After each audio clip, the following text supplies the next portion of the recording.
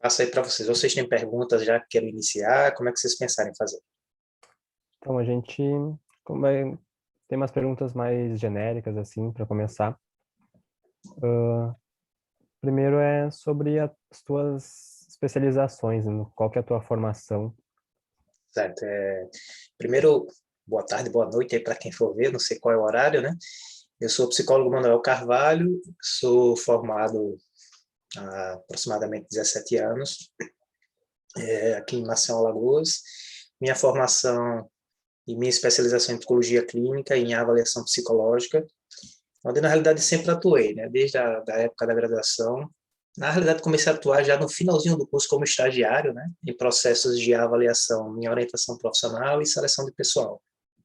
E assim que eu me formei, já atuava como consultor em processos de avaliação, processos de orientação profissional também. E também logo que eu me formei, eu passei num concurso aqui de uma empresa, que é a antiga CEAL, que é a antiga companhia energética daqui. Comecei a atuar nessa empresa enquanto psicólogo de RH, mas sempre com foco também na saúde do trabalhador, que a minha formação e minha paixão sempre foi processos investigativos, né? Então, atuava em avaliações com a equipe de segurança do trabalho, avaliações de risco, né, já que era uma atividade de risco, e também a parte de gestão, qualidade de trabalho, de treinamento. E, paralelamente, trabalhando com consultorias em empresas, com a área clínica, e aí eu acredito que 2, 3 anos depois que eu me formei, eu passei mais 2 concursos, aí eu fui para uma área que até então não atuava, que é a área pública, onde até hoje eu atuo, né, políticas públicas, fui para CRAS, hoje eu estou num abrigo, e ao mesmo tempo fui para o INSS, onde eu sou psicólogo do INSS até hoje, onde já tem várias frentes, né? Desde perícias de servidor, acompanhamento de saúde do trabalhador, reabilitação profissional, treinamento, programas de pesquisa de clima organizacional.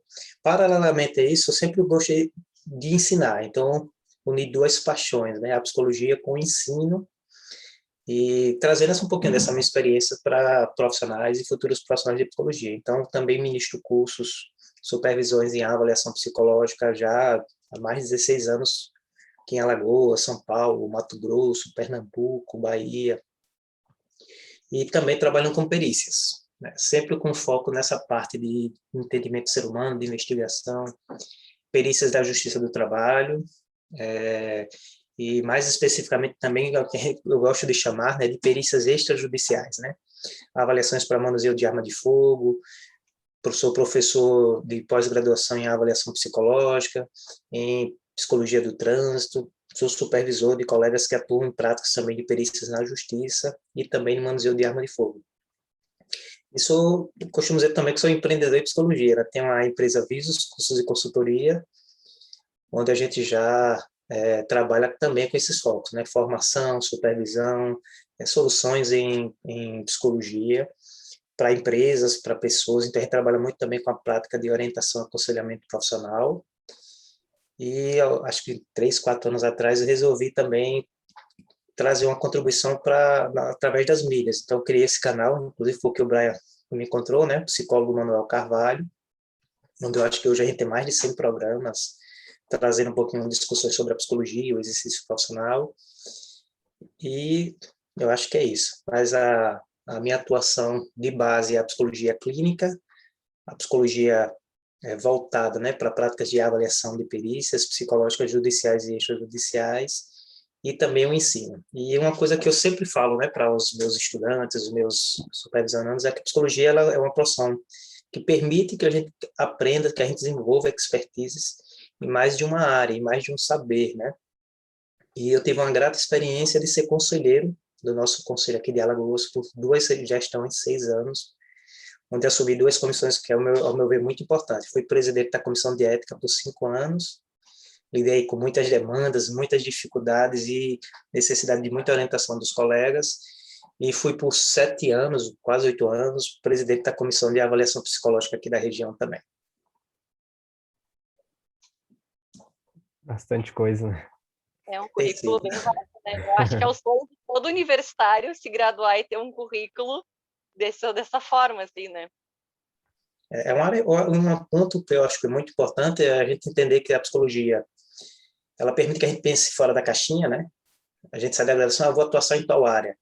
O ser humano, ele precisa de intervenções dentro do nosso olhar em vários contextos e uma área ajuda a outra. Eu sempre gostei de atuar em mais de uma área. Então, a minha formação na clínica, que foi de origem, né, onde eu fiz, inclusive, na época, uma formação em psicanálise, né, para atuar na clínica, base analítica, né, não sou psicanalista. Mas esse olhar me ajudou muito a compreensão das intervenções, por exemplo, no contexto do trabalho, que ajudou muito nas intervenções dentro das políticas públicas e um retroalimentando o outro. Então, quando alguém pergunta qual é a dica ou o conselho que você daria para um jovem profissional, eu sempre procuro dar essa dica, de que ampliar os horizontes, né? A gente precisa entender o ser humano no contexto que a gente fala muito na graduação, biopsicossocial, mas o que é esse contexto biopsicossocial se a gente não tem experiências em áreas diferentes, em olhar diferentes, né? Então, tenho colegas que até hoje só atuaram na clínica, então perde um pouquinho o olhar também do contexto dentro da empresa, dentro da política pública. Então, esse seria um caminho também legal que eu recomendaria para jovens profissionais, ou até profissionais não tão jovens, bem como a participação junto aos sistemas conselhos de psicologia, porque você começa a compreender a dinâmica da realidade do exercício profissional quando você está dentro de um sistema conselhos. Não sei se a Kenny quer fazer alguma pergunta ou posso seguir aqui. Eu acho que pode seguir, Brian, até para não tomar muito tempo, né? Que a gente já demorou um pouco, né? Por minha Sim. culpa. Até começar. Fique tranquilo, Então, até 4 horas, 4 e pouquinho, eu estou tranquilo também. Se bem que, até 4 não, né? Quase até 3 horas e pouco aí para vocês, né? Para mim também, é porque eu estava pensando agora, eu vou ter uma intervenção depois com o pessoal do Mato Grosso, eles são uma hora menos. sim. Então, a gente avançando, em relação à avaliação, assim, tu já atuou em diversos contextos, né? Tu falou de porte de Já. arma. Então, quais que são as principais demandas que surgem nesses contextos, assim, um pouco mais, sem ser na questão de psicodiagnóstico, assim, mas na empresa ou em porte de arma, quais as demandas que surgem nesses outros contextos em relação à avaliação? Eu acho que é primeiro interessante a gente entender, né, que a avaliação ela não é sinônimo de testes, ainda há uma grande confusão e impressionante dentro da própria categoria, né? Quando a gente fala em processo de avaliação, a gente está falando de investigação psicológica estruturada, né, focada em objetivos, em alguma demanda, com uma ou algumas finalidades. E tem sido, reconhecida até pelo Conselho, uma dos fazeres profissionais que mais se desenvolveu nos últimos anos, do ponto de vista de investimentos, de publicação científica, de mudança de rigor, né, científico, foi a avaliação psicológica, né, com a criação do sistema SAPEPS, né, que avalia os testes, com as resoluções, com as instituições, a ampliação também desses serviços que a gente chama normativos, né, reconhecidos por algumas legislações. Então, quando a gente pensa em avaliação, tradicionalmente a gente lembra do contexto clínico, né? Você falou aí do psicodiagnóstico, ele é tradicionalmente uma avaliação psicológica com um viés mais clínico, não só, né? Mas é tradicionalmente. E nas empresas, a gente pode dizer que a avaliação ela teve esses dois eixos iniciais. Mas quando a gente vai para hoje, a necessidade, né? De que a sociedade precisa, de que a gente tome decisões rápidas, né, seguras, frente a várias situações que, a avaliação ela visa hoje um prognóstico, né, uma avaliação de como a pessoa pode se comportar em determinada situação, de uma forma geral, lógico. E aí, por isso, ela tem sido inserida em vários contextos. Contextos de saúde, hoje tem muitas demandas de avaliação psicológica para perícias em saúde, como, por exemplo, a avaliação de aptidão para cirurgia bariátrica, vasectomia, né, para procedimentos de transreginação sexual, né, mudança entre aspas, sexo, avaliações dentro da esfera judicial, adoecimento do trabalhador, processos da justiça, avaliações na área civil, né, guarda de crianças, na área penal, que eu acho que dessas três justiças ainda é aquela, pelo menos de uma forma geral, pensando no Brasil, que ainda o psicólogo tem menos inserção, né, do ponto de vista de perícias psicológicas, mas também tem essas avaliações na área penal, questões de imputabilidade, de retorno ao ambiente social, né, nas medidas socioeducativas. Aí trazendo para outras esferas, avaliações em planejamento de carreiras tem crescido bastante também. A orientação profissional tem sido uma das áreas que, ao meu ver, tem crescido muito. E aí, quando eu falo orientação profissional, a gente tem que pensar num contexto bem amplo. Desde da escolha, da convocação, da profissão, né, entre aspas, até mesmo aquela pessoa, por exemplo, hoje eu tenho feito trabalhos com estudantes de psicologia, com orientação profissional para estudantes de psicologia, que querem ter orientações para que caminho seguir na psicologia, né? Que área, o que é necessário dentro da área que eu escolhi para que eu tenha um exercício profissional seguro, com possibilidade de crescimento. Esse também é um processo de orientação profissional. E uma área que tem crescido, que, ao meu ver, nós, psicólogos e psicólogas, ainda não se apropriamos tanto, é a preparação para a aposentadoria, né? Outro ponto de orientação profissional. E aí, trazendo para outras avaliações normativas, a avaliação no trânsito, porte de arma de fogo, avaliações de piloto, as avaliações que a gente chama as avaliações psicossociais do trabalho, não sei se vocês já ouviram falar, das NRs, né, normas de segurança, trabalho em altura, ambiente confinado, trabalho com líquido inflamável, combustível, que são as principais. Aí a gente vai para uma outra seara, avaliação clínica, né? Aí problemas de aprendizagem, tem crescido muito as avaliações neuropsicológicas, né? Das disfunções cognitivas, reabilitação profissional. Então, um universo grande. E aí outras áreas que eu já não atuo tanto, por exemplo, avaliações de esporte, perfil de competências esportivas, dentro do contexto de empresa. A gente pensa muito em seleção, mas esse é só um braço, né? Dessas intervenções de avaliação. Nós temos gestão de carreira, competências profissionais, nós temos avaliações para eficiência e produtividade, então o leque é bem grande mesmo. Dentro da clínica, se a gente for elencar aqui, pensando nas faixas etárias, no perfil do público, a gente tem diversas possibilidades. Uma das coisas, eu sou meio suspeito em falar de avaliação, porque eu sou apaixonado pela avaliação, mas dentro da clínica eu sempre defendo que o psicólogo clínico ele tem que saber sim fazer um processo de avaliação, né? Alguns teóricos dizem, não, todo psicólogo trabalha com avaliação psicológica, né? Do ponto de vista que eu faço investigação, mesmo não utilizando testes, para tomar alguma decisão. Olhando por esse lado, está correto. Mas nem toda avaliação psicológica desse formato, ela traz o rigor científico que é uma avaliação precisa, de planejamento, né? De estruturação, de fundamentação, né? Científica e de investigação. E aí a avaliação, quando a gente pensa em intervenções clínicas, eu hoje não atuo mais como psicólogo clínico, trabalho muito mais com aconselhamentos, orientação, supervisão de outros colegas. Eu sempre, na minha prática clínica, independente da demanda, eu sempre iniciava com processos de avaliação psicológica, para entender a demanda, né? Algumas avaliações com foco de diagnósticos, de transtornos, outras com foco de entender a demanda para um planejamento terapêutico, também ajuda bastante o enriquecimento desse processo. Nossa, muito legal. Eu acho que, como tu falou, né, a gente dentro da universidade, como estudante, a gente ouve muito, né, a questão da clínica, a gente ouve muito essas mais senso comum, assim, mais conhecidas, assim. E como tu falaste, tem tantas outras áreas que tu pode pegar, né, e aplicar. Tu ali comentou para adoção e guarda, né?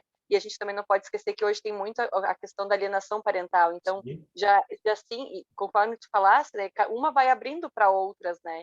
E eu achei muito interessante isso, porque isso ficou na minha cabeça, assim, de como a gente pode pegar e não só se fixar naquilo que é nos proposto, nos comentado mais diariamente, mas naquilo que a gente pode procurar outros caminhos de uma forma científica e com rigor, né? E você pode até, né, perdão, até desenvolver novos campos que ainda estão, vamos dizer, no mínimo assim, pouco explorados, né? Quando você começa a fazer uma pesquisa, um estudo específico, trazer uma ideia bem assim, que veio aqui à cabeça, por exemplo, você pode começar a atender pessoas de perfil de alta habilidades, né, cognitivas. E nós temos poucos trabalhos no Brasil, de uma forma geral. E aí você pode, a partir desse momento, criar processos de investigação, de avaliação. Outro ponto importante quando a gente pensa em avaliação é o trabalho de quem pesquisa para desenvolver instrumentos. Tem crescido muito pós-graduações desse foco, né? De você não só ser aquele profissional que trabalha no campo prático, mas você ser aquele que desenvolve os instrumentais, né? E aí, dentro da psicometria, nós temos boas instituições de ensino hoje no Brasil e de formação de pesquisadores na área também. E agora, até pensando, me veio na cabeça, né, que eu acho que é justamente porque as pessoas ficam tão no comum, no prático, no que é mais operacional, que a gente acaba perdendo o campo dentro da psicologia para outras áreas de atuação, né? No caso, a psiquiatria, a questão das comercializações dos testes, né? Eu acho que a gente vai perdendo o campo porque a gente se limita a ficar naquilo que é mais fácil, mais fácil não, porque toda profissão em si tem as suas dificuldades, né? Tem as suas limitações e questões mais tem que desenvolver, né? De habilidades. Então, eu acho que se a gente começar a abrir a mente, né? Igual tu falaste, né? De começar a abrir a caixinha e pensar fora dela, é que a gente vai começar a conquistar novos campos e ser mais reconhecidos dentro da psicologia, né? E fora dela também. E comentou-se dos portes de arma, como é feita a avaliação? Porque agora a gente sabe que está toda uma discussão política, né, para a liberação do porte, né?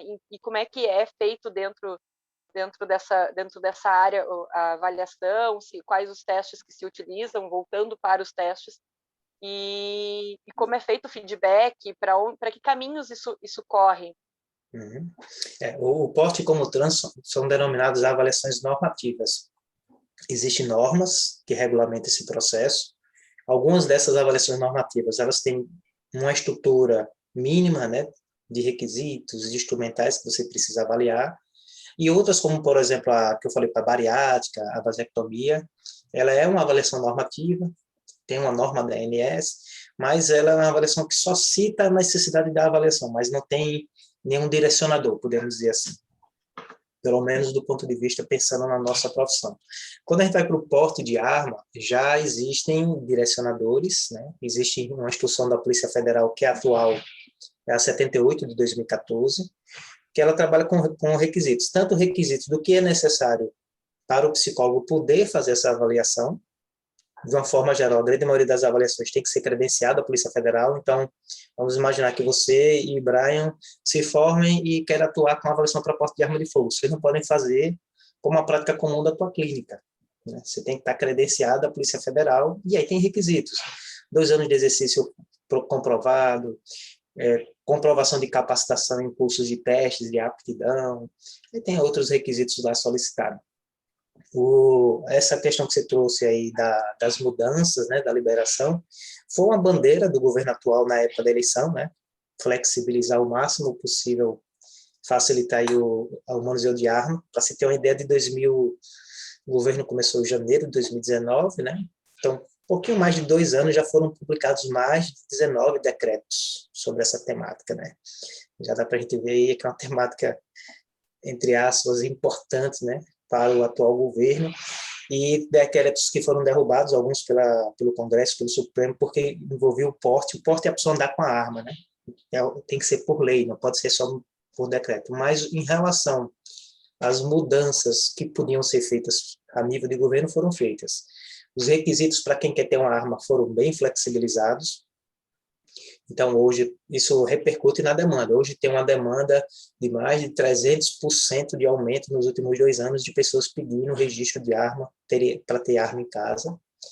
Tem 4 decretos publicados agora nesse ano, inclusive que estão aí sobre julgamento pelo STF, né, da sua constitucionalidade, que eles estão tirando da Polícia Federal alguns casos, como, por exemplo, se eu for praticar tiro, se eu for colecionador de armas, ou se eu for instrutor de tiro, esses decretos tiraram dos psicólogos credenciados para qualquer psicólogo avaliar. Está sendo julgado pelo Supremo, Conselho Federal, o sistema conselhos, né? Ele entende que isso é um grande atraso, também entendo sim, porque os psicólogos que atuam na porte de arma, credenciados à Polícia Federal, eles têm que, no mínimo, comprovar certas competências, né? Seguir certos rigores, e esse rigor também entra na bateria. Por exemplo, no porte de arma, não é o psicólogo que escolhe o tipo de teste que ele vai ter. Ele tem que ter uma bateria mínima, ele pode acrescentar, tem que utilizar testes projetivos, um teste expressivo, avaliar a memória, a atenção, 2 tipos de atenção, e tem um roteiro de entrevista exigido. E, além disso, tem critérios de fiscalização. É mais fácil ser fiscalizado porque você sabe quem são os psicólogos de uma região que atuam com essa prática. O decreto que está tentando ampliar, né, eu tenho buscado informações junto ao sistema conselhos, não tenho conseguido, pelo menos nesses últimos 2 meses, como é que está o andamento do julgamento do STF, ainda não foi concluído. De uma forma geral, eu tenho orientado os colegas que, evitem fazer, porque vocês podem ter problemas aí a nível do conselho, enquanto não houver essa decisão do STF, né? Mas o ideal é que se mantenha aos psicólogos credenciados, né? Anteriormente, né, quem regulamentava essas avaliações eram as polícias estaduais. Então, cada estado tinha seus requisitos, seus, vamos dizer assim, critérios, ou não critérios, né? Tinha critério nenhum, bastava um psicólogo dar um atesto. Era difícil controlar quem tinha arma, porque cada estado tinha seus sistemas de registro. Era difícil levantar situações de armas ilegais, de utilização de armas. E aí essa centralização com a lei do desarmamento, né, que é de 2003, ela foi muito importante. Então, a nível de políticas públicas, é um atraso, né? Esses últimos decretos, do ponto de vista do exercício profissional. Do ponto de vista do exercício profissional, às vezes eu sou questionado, mas você é a favor do porte de arma? Não, não sou a favor do porte de arma, mas eu sou a favor de que, pelo menos, já que está ampliando, né, esse acesso, que essas pessoas passam por uma avaliação, né, e por uma avaliação rigorosa. Então, a gente precisa, sim, qualificar os psicólogos, as psicólogas, para que façam essas avaliações. É um nicho de mercado, não deixa de ser, e é um papel da psicologia, né? Porque se a gente não assumir, como você falou bem, esse papel, vão ver outros profissionais, psiquiatras, vão querer fazer, e a gente precisa também dar esse retorno para a sociedade. É a mesma coisa da psicologia do trânsito. As avaliações do trânsito, elas não são para quem está pedindo, né, a CNH. É para o Estado, é para proteger você, Brian, para me proteger, para proteger você, Kenia, dentro de um certo limite científico, lógico, que aquela pessoa que está dirigindo, ela passou por um requisito mínimo, né, de indicador psicológico. Então, é preocupante quando a gente vê pessoas que não são da área, né, fazendo gestões de políticas que interferem em algo que vai ser ruim para a sociedade. O trânsito também sofreu um grande problema agora com essa questão da CNH agora, né, 10 anos para fazer uma avaliação. Não tem avaliação psicológica no mundo que prediga, né, que dê um prognóstico de que você 10 anos estará apto para dirigir. Não, mas 5 anos já era muito, né? E agora 10 anos, pior ainda, né? Não sei se o Brian quer comentar mais alguma coisa nesse sentido, ou se a gente muda para outra área já, porque agora, como eu sei que o teu leque de opções são muitas, então eu vou querer explorar um pouquinho de cada, né? Tranquilo. Eu queria ver só em relação aos testes, propriamente dito, que foi muito boa a tua diferenciação da avaliação e testes, que muitas vezes as pessoas confundem, né? A gente já viu isso, de teste pode ser um instrumento dentro de uma avaliação, mas que ele não é a avaliação como um todo, né? Mas focando em relação a testes projetivos, quais que são os principais desafios que tu já teve ou que tu observa nos diferentes contextos na hora de aplicar eles? Eu acho que primeiro é importante entender o que é um teste projetivo, né?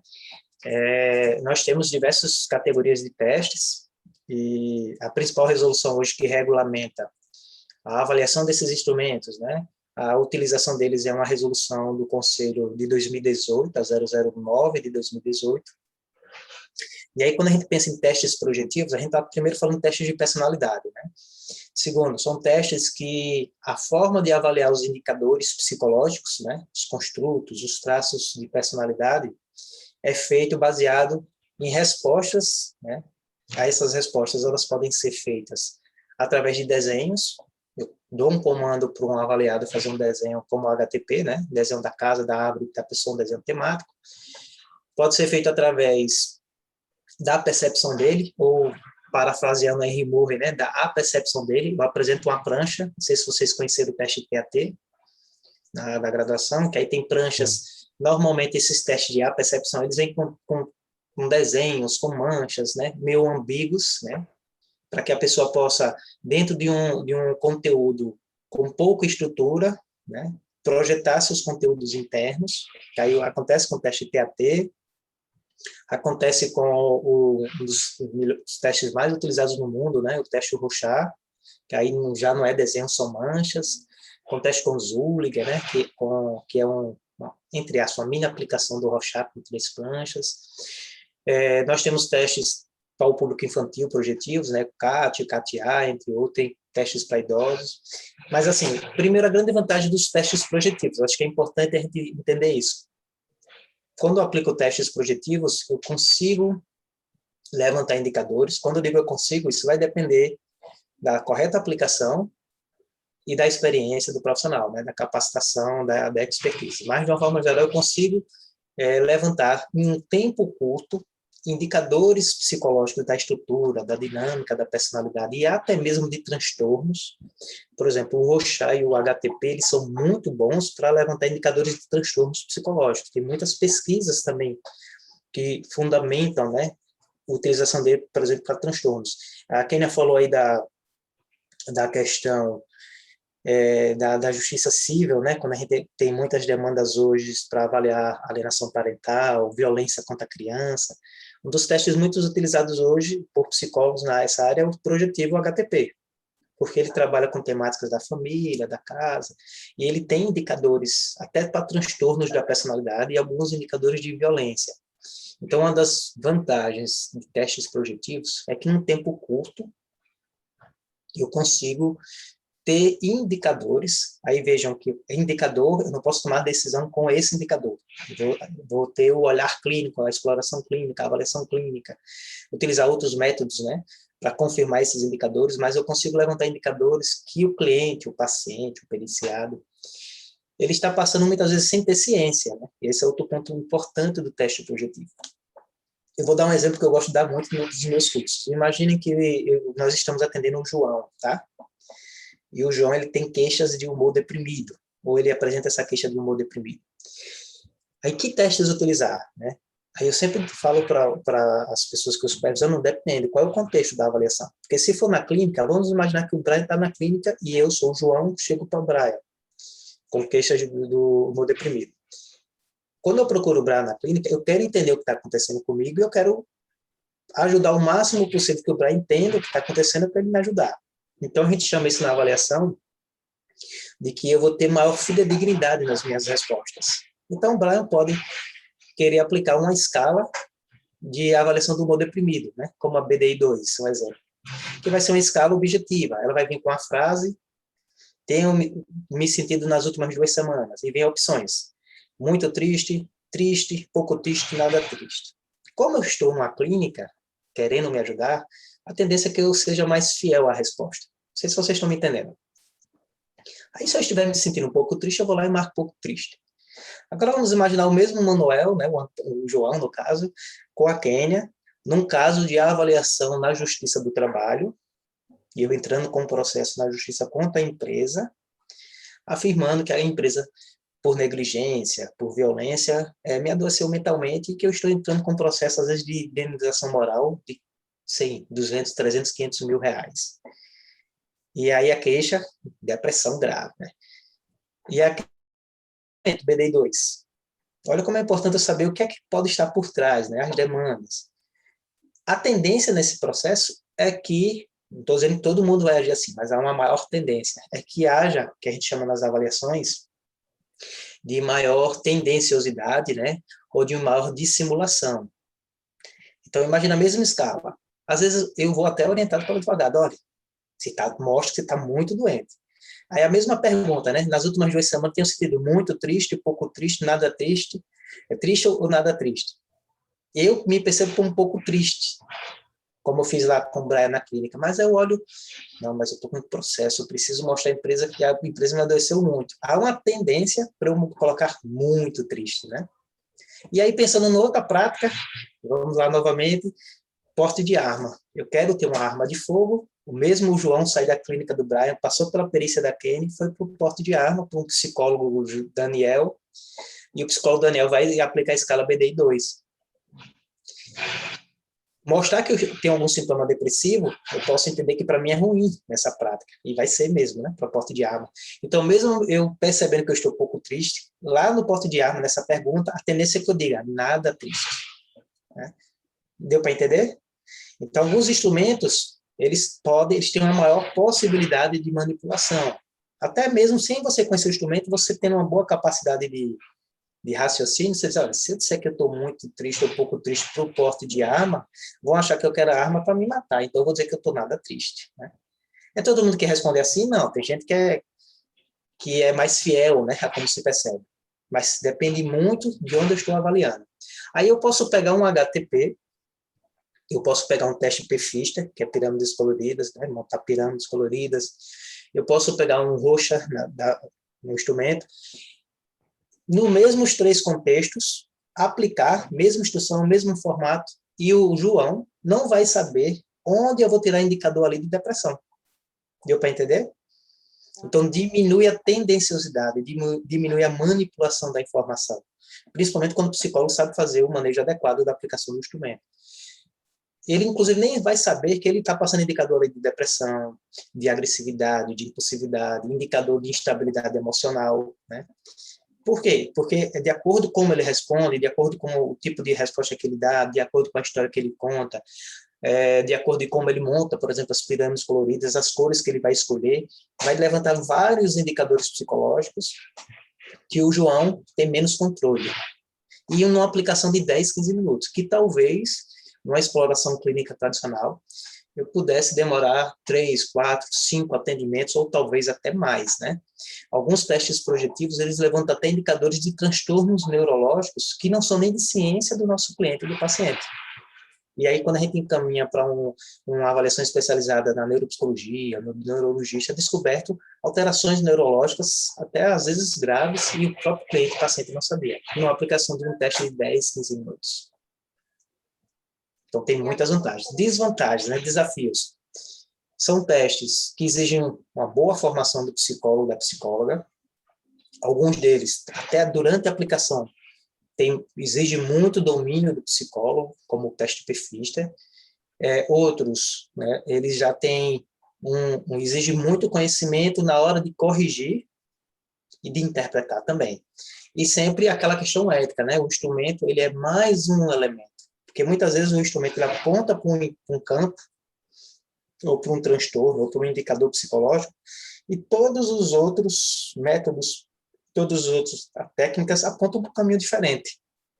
E aí, o que fazer? Aí o psicólogo vai ter que fazer essa análise, julgar qual é o instrumento que está trazendo o indicador mais seguro, ou os instrumentos também. Isso é comum acontecer também. Agora, o que eu vejo muito é que os instrumentos psicológicos, principalmente para pessoas que não têm tanta experiência do ponto de vista clínico, eles trazem indicadores que passa despercebido pela tua avaliação clínica. E aí, quando você percebe, opa, eu não vi que havia esse comportamento aqui, por exemplo, de agressividade do avaliado na entrevista, ele foi tão tranquilo, tão calmo, eu vou explorar isso aqui mais na próxima entrevista. Então, ele levanta alertas, né, para o psicólogo, para a psicóloga, são vantagens. E as desvantagens são essas, né, maior preparo, o custo do instrumento geralmente é um pouco maior do que os outros, e em algumas áreas, a gente pode dizer que a fundamentação que o psicólogo precisa fazer tem que ser bem mais elaborado do que um teste objetivo. Porque um teste objetivo ele é melhor compreendido por quem não é da área da psicologia. Por exemplo, o paciente disse que estava com depressão porque ele respondeu essas questões assim, assim, assim, deu um indicador de depressão. No teste HTP, onde é que você está tirando esse indicador de depressão? Desenho da casa, o tamanho, onde ele fez, mas baseado em quê? Aí eu tenho que fundamentar e elencar isso a outra prática da clínica, da entrevista também.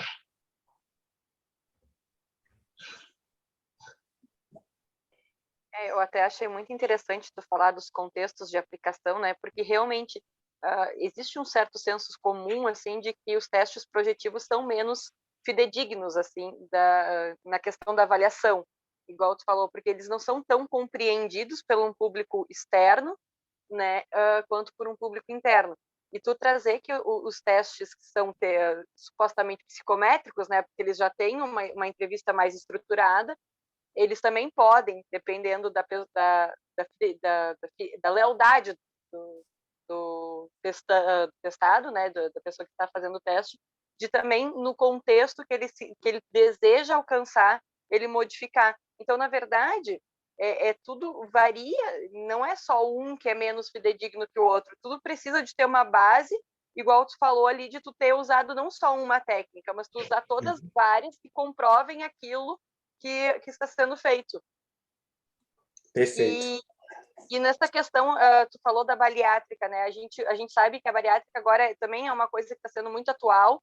E o que os testes mostram ali, e na investigação, da avaliação, o que vocês procuram? O que é procurado perceber naquela pessoa, né? O que está sendo investigado para naquilo?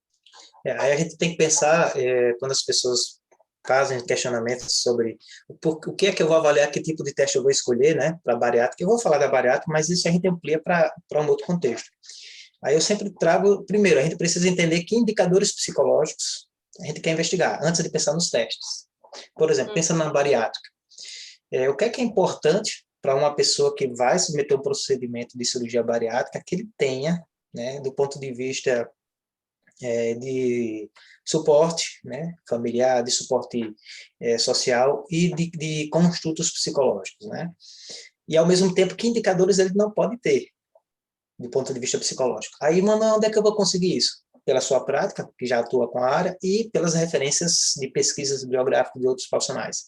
Aí, de uma forma geral, impulsividade. Vocês acham que é um indicador legal para quem vai fazer o procedimento de cirurgia bariátrica? Seria ruim, né? Comportamento obsessivo compulsivo. Também não seria legal, né? Uma pessoa que tem uma baixa frustração a situações, né? Baixo limiar à frustração. Seria um bom indicador? Aí a gente vai elencando os indicadores. Capacidade de raciocínio. As pessoas, por que você avalia a capacidade de raciocínio? Porque a pessoa que vai passar por um procedimento de cirurgia bariátrica, ela precisa compreender tudo que está implicado no pós-cirúrgico. Né?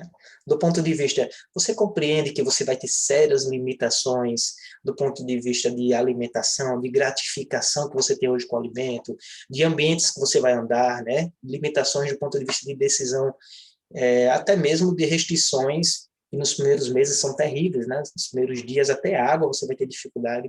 Então a gente tem que avaliar alterações de capacidades cognitivas, pensando do ponto de vista de transtornos. É importantíssimo, porque há um deslocamento, né? A pessoa não consegue comer como ela comia, ela vai deslocar a compulsão dela, ela vai deslocar a frustração dela para outra forma, álcool.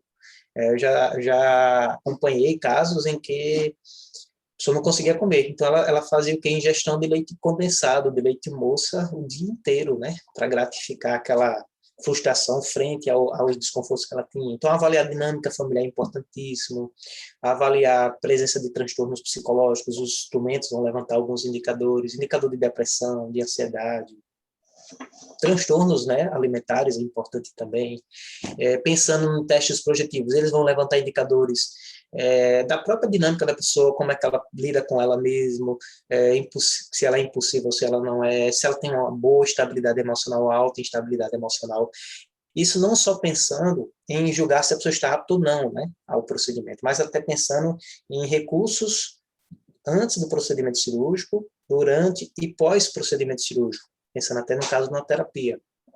Então, os instrumentos eles vão foca muito nessa parte aí é mais a entrevista, né, da dinâmica social, estrutura. Então, o foco da avaliação vai se focar também em hábitos alimentares, e os instrumentos focam em habilidades cognitivas, dinâmica da personalidade, dinâmica emocional. Então, seria bastante esse foco. E, além disso, investigar presenças ou não de transtornos.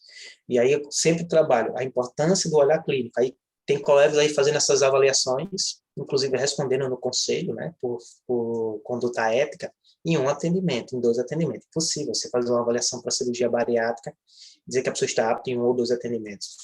A vasectomia é possível, né? É um procedimento que, apesar de ser irreversível, na grande maioria dos casos, ela tem um impacto psicológico, um impacto para a vida da pessoa, vamos dizer assim, menos drástica do que uma cirurgia bariátrica. Mas a cirurgia bariátrica, o que inclusive as referências teóricas recomendam, é no mínimo de 6 a 10 a 12 atendimentos, porque você vai compreender um pouquinho melhor o cliente, o paciente, você vai entender como ele lida com a frustração, que métodos foram utilizados antes. Existe uma cultura, né, fast food, né, que a gente vivencia, né?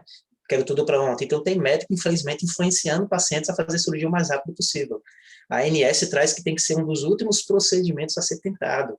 Então, a gente precisa também sensibilizar na avaliação psicológica para esses casos, o próprio cliente e paciente, né, até entender o que é fantasioso, né? O paciente chega, eu vou fazer cirurgia bariátrica, a minha vida vai melhorar tudo, vai ser maravilhoso, vai dar tudo certo. Vamos trabalhar essas fantasias também, porque na hora que ele fizer a cirurgia, ele vai ver que não vai ser tudo maravilhoso, nem tudo certo. Pelo contrário, ele vai começar a lidar com um momento muito negro, do ponto de vista muito turbulento, né? Do ponto de vista de frustrações, de dificuldade de lidar com situações, e como é o mecanismo que ele lida quando ele está frustrado, né? Boa parte deles, quando está dentro da frustração, comer. Ele não vai conseguir comer o que ele comia antes. Como é que ele vai fazer? Então, são processos que precisa ser investigado por psicólogo. E aí é um planejamento, né? A gente, quando fala em avaliação psicológica, eu estou falando isso para a bariátrica, mas imagine também para um processo de um emprego, uma seleção. Eu tenho que pensar o que é que aquele cargo vai exigir do candidato, com que tipo de pessoas ele vai lidar. Às vezes, uma seleção para a empresa do Brian, para um cargo de psicólogo, vai ser com foco diferente para a empresa da Kênia, para o mesmo cargo do psicólogo. Porque eu preciso compreender não só o serviço, mas onde a pessoa vai estar inserida também.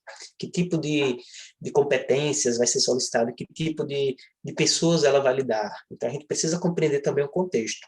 E aí, quando a gente vê a avaliação psicológica, que as pessoas pensam que é só aplicar testes, né? Está muito fora da realidade. Tem a avaliação psicológica que só é a aplicação de testes? Tem, né?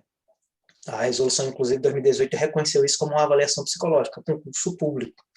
As avaliações de concurso, e não é por uma força de fundamentação do conselho, é por uma questão legal no Brasil. Não pode ter entrevistas, não pode ter dinâmica de grupo, é só aplicação de testes psicológicos. Pode ser projetivos, inventários, escalas, habilidades cognitivas. Eu digo aquela avaliação que vem no edital, tá? Que é como a etapa do concurso. E tem aquelas outras avaliações de concurso que é para a pessoa assumir o cargo, que aí quem faz é o psicólogo, aí ele organiza como ele quer. Então, tirando essas raras exceções, né, pesquisas, às vezes a gente só aplica testes, mas a avaliação psicológica é uma investigação do psicólogo, da psicóloga, que ele pode utilizar testes ou não para levantar informações para tomar essa decisão. E outro senso comum, às vezes, dentro da psicologia é que se não tem testes, não é uma avaliação psicológica, né? Isso já é uma descrença. E se não tem testes, não é um psicodiagnóstico. Também eu vou muito por teóricos que defendem que até o psicodiagnóstico ele pode ser feito sem testes, né? Alguns teóricos entendem que não, né? E tem que ser testes projetivos. Mas eu defendo o psicodiagnóstico, inclusive no conselho, não existe, nas normas do conselho, o termo psicodiagnóstico, né? O conselho entende o psicodiagnóstico como uma avaliação psicológica. Então, o psicodiagnóstico é uma avaliação psicológica, hoje com um foco muito mais clínico, né? Às vezes também judicial. Por exemplo, dificilmente eu faço um psicodiagnóstico numa avaliação de empresas, a não ser que existe esse foco. Lá eu vou fazer uma avaliação psicológica de perfil, né? De indicador de saúde. Posso fazer um psicodiagnóstico na empresa? Não é comum, mas pode acontecer. Mas o termo psicodiagnóstico está muito relacionado a uma avaliação clínica, né? Muito mais do que uma avaliação psicológica em geral. Mas é uma avaliação psicológica. Se é uma avaliação psicológica, eu posso ou não utilizar testes psicológicos.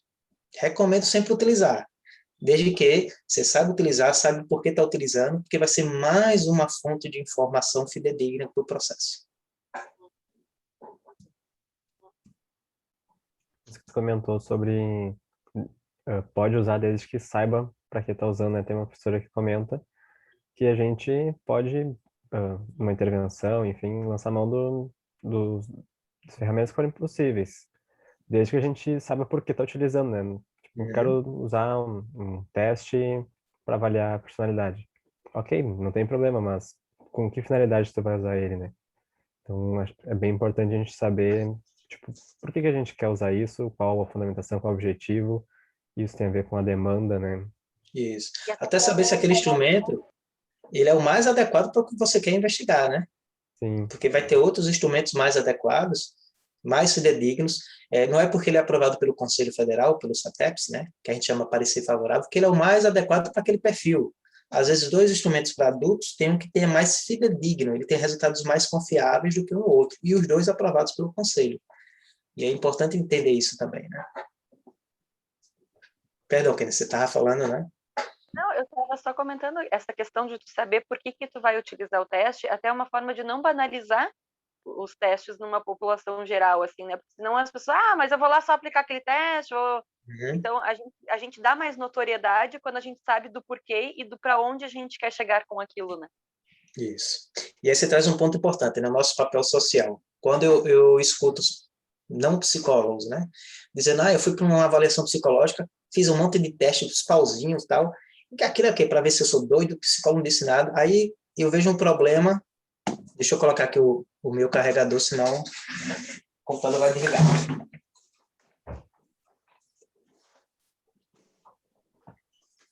Aí eu vejo um problema do profissional de psicologia, né? Que não fez um rapport adequado, que não explicou o porquê da avaliação, não explicar o que o teste avalia, esse não é o nosso papel.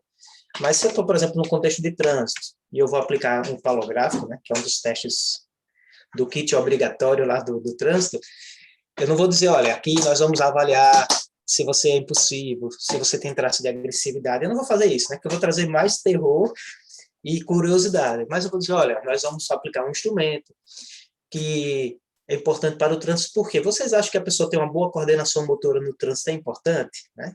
Eu começo a trazer um entendimento do porquê é importante ter uma avaliação psicológica.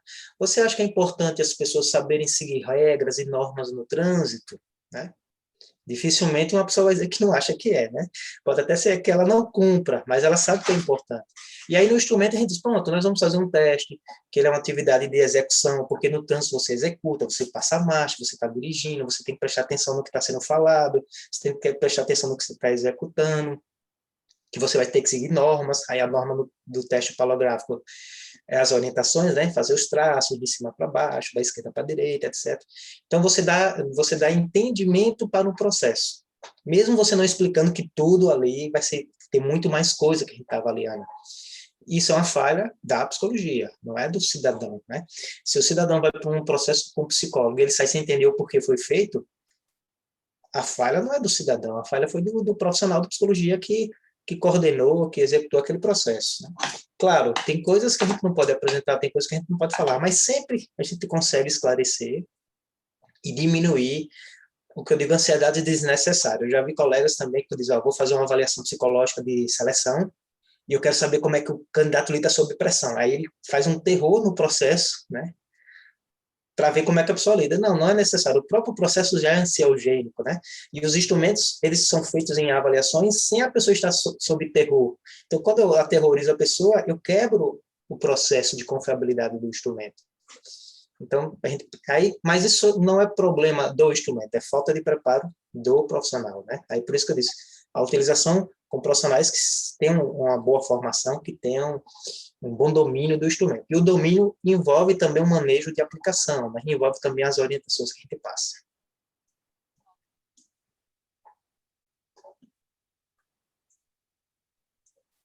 Brian, eu ia dizer que a gente já poderia ir se encaminhando para o final, né? Que já é quase 13h30. É porque a gente está tomando muito tempo. Sim. Tá, mas assim, até mais 5, 10 minutinhos para mim tá tranquilo.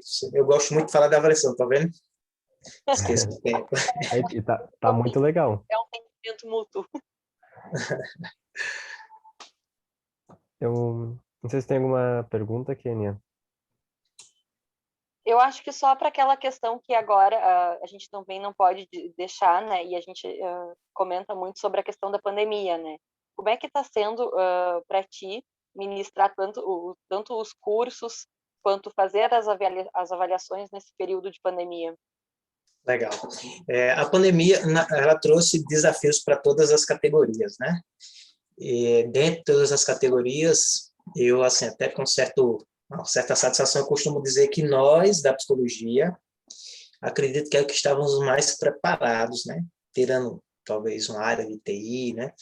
Por quê? Porque atendimentos mediados por tecnologia já vem sendo discutido no Conselho há quase 30 anos, né? A primeira resolução não sei nem se vocês eram nascidos ainda, foi publicado em 1995, né? Ah, Primeira eu já era. resolução, Eu já já estava era? brincando muito da vida aí. E você, Brian, era? Eu ainda não. Olha, tá vendo? É, pensando em atendimentos imediatos, porque a gente fala atendimento online, que é um termo do senso comum, mas é um termo inadequado, né? A gente chama atendimentos por tecnologias, né? Aí seja da informação ou da comunicação. Em 95 foi publicada a primeira resolução que proibia uma prática que começou a acontecer nesses anos, que é o atendimento por telefone. E aí, de lá para cá, foram sempre publicadas resoluções com pesquisas, saiu uma de 2000, depois uma de 2005, depois uma de 2011, e a última de 2018, antes da pandemia. Essa de 2018, ela mudou, de uma forma geral, drasticamente, por que eu estou falando esse breve histórico, vocês vão entender. Mudou drasticamente o que era permitido, porque antes de 2018, terapia online não podia ser feita, né? Ela poderia ser feita em casos específicos e temporários, no máximo 90 dias. Era possível ser feita orientação profissional, avaliação psicológica, para alguns casos, supervisão, para alguns casos. Como já era permitido, as editoras elas começaram a construir instrumentos, já antes da pandemia, que a gente chama de instrumentos informatizados, né? Nós temos dois tipos. Aquele que é informatizado, mas eu preciso da presença do cliente. Então, vamos imaginar que eu estou com o computador, o teste está no computador e a pessoa tem que estar comigo para responder no computador. Estou falando da aplicação, né? Tem testes que são correção informatizada, que aí é outra coisa, mas estou falando da aplicação. E testes de aplicação remota, que, por exemplo, eu posso mandar um link aqui para vocês, né? Peço para, ok, acabei de mandar para você o link do teste X, abra aí você abre e você responde.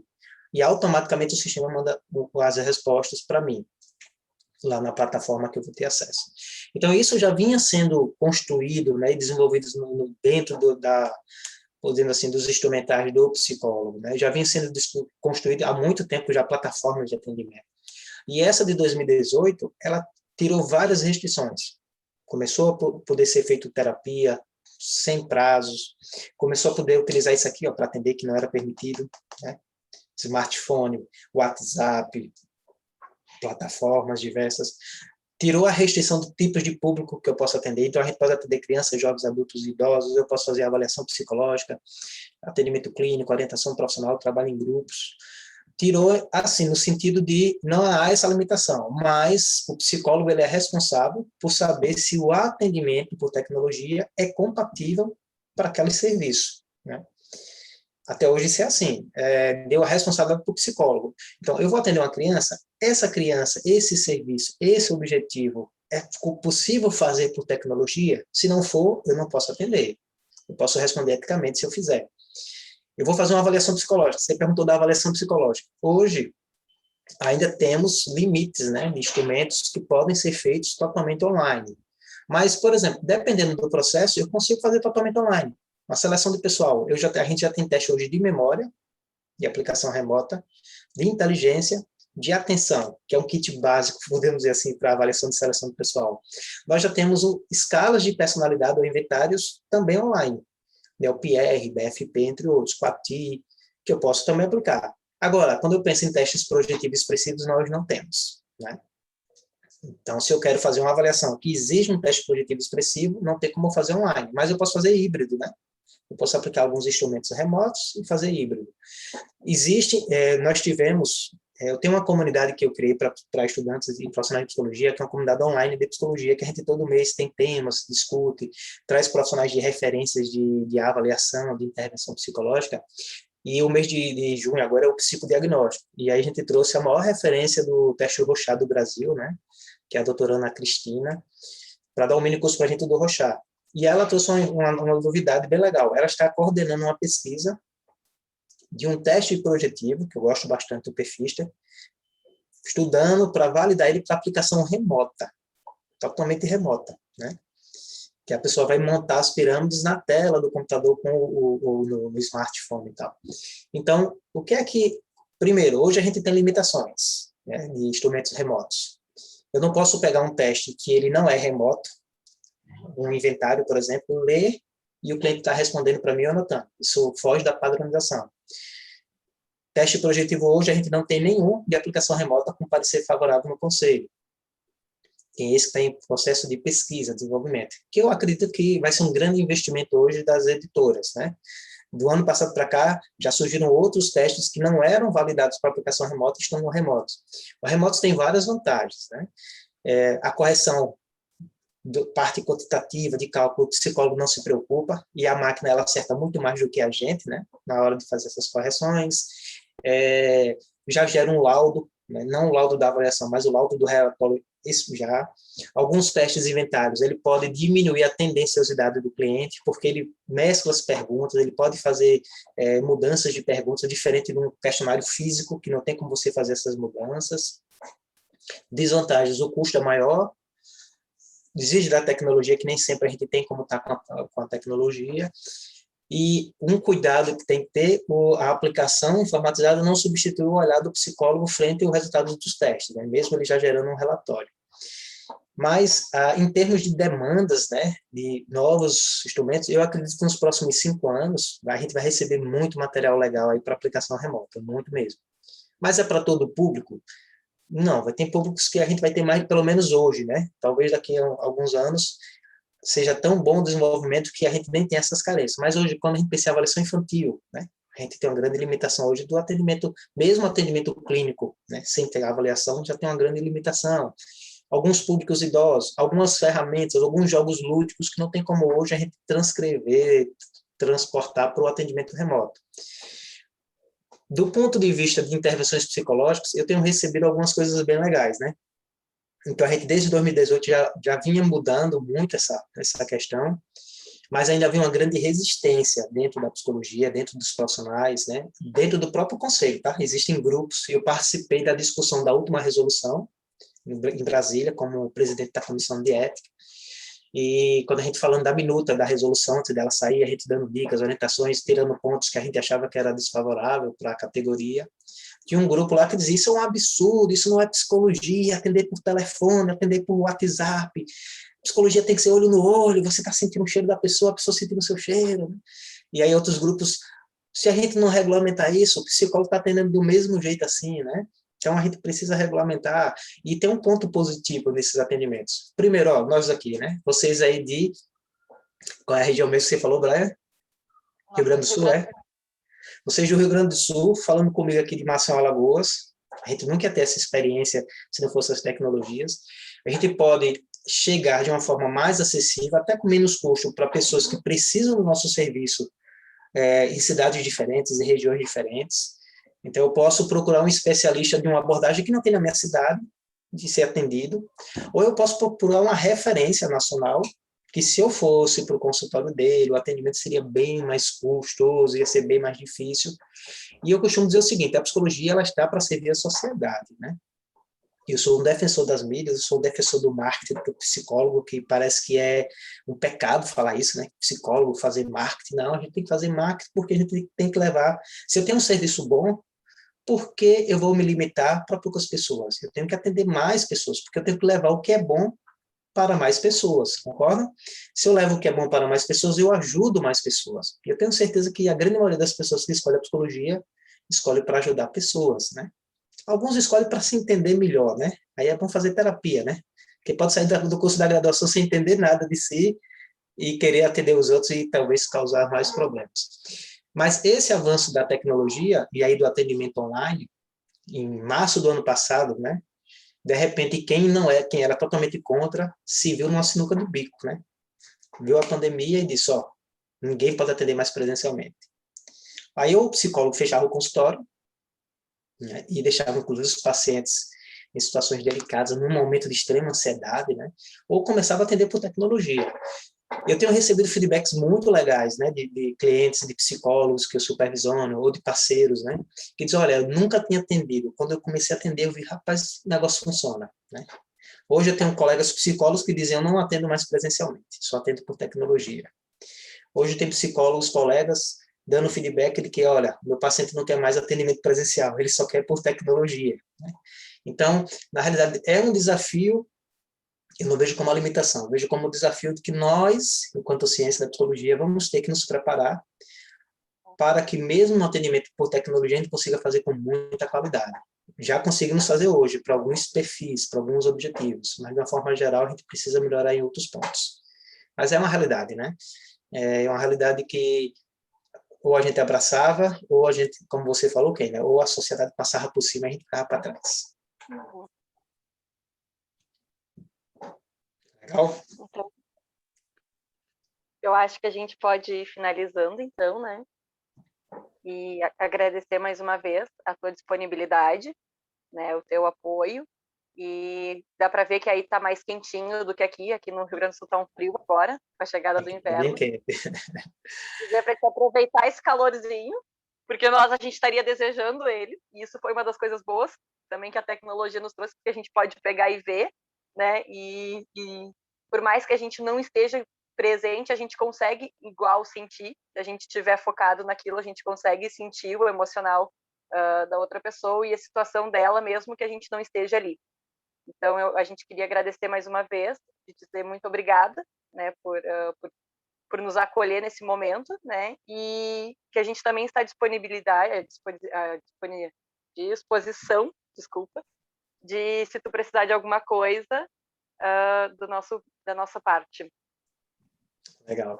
Eu acho também que cabe aqui para te fazer, comentou a questão do marketing, divulgar o curso, né, enfim, que tu trabalha, até para a gente mostrar isso, o canal do YouTube, para a gente mostrar para os colegas, né, se tiverem com interesse. Eu agradeço. E assim, aí eu vou fazer um pouquinho do marketing, né?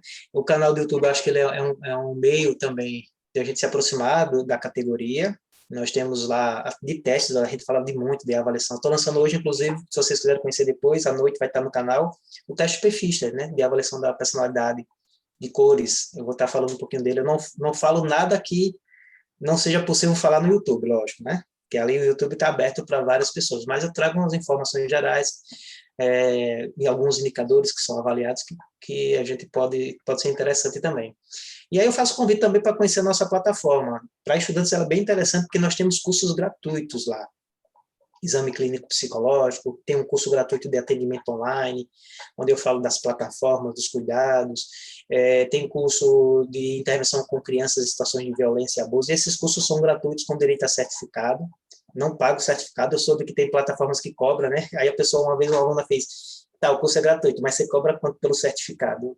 Eu cobro que você termine o curso, né? Você atenda os requisitos, você atendendo, você recebe um certificado. Além disso, nós temos cursos de testes com investimento, mas os investimentos geralmente não são altos, e-books também, tem e-books gratuitos lá para vocês também baixarem. Aí, como é de psicólogos, né, e de estudantes, só precisa fazer o cadastro no site, comprovar que é da área, né, que a gente vai falar de teste, vai falar de avaliação, aí o meu sistema tem uma forma lá de vocês comprovarem, a gente valida e vocês já têm esse acesso. E eu chamo para conhecer a nossa comunidade. Nossa comunidade a gente iniciou em março, foi um grande sonho meu, e desde a época de graduação, a gente escutava muito, né, que psicólogos são desunidos, quando a gente se forma, a gente é colocado, a gente não sabe o que fazer. E aí, enquanto conselheiro da comissão de ética, eu recebia muitos colegas, ligações, WhatsApp, pedindo orientações.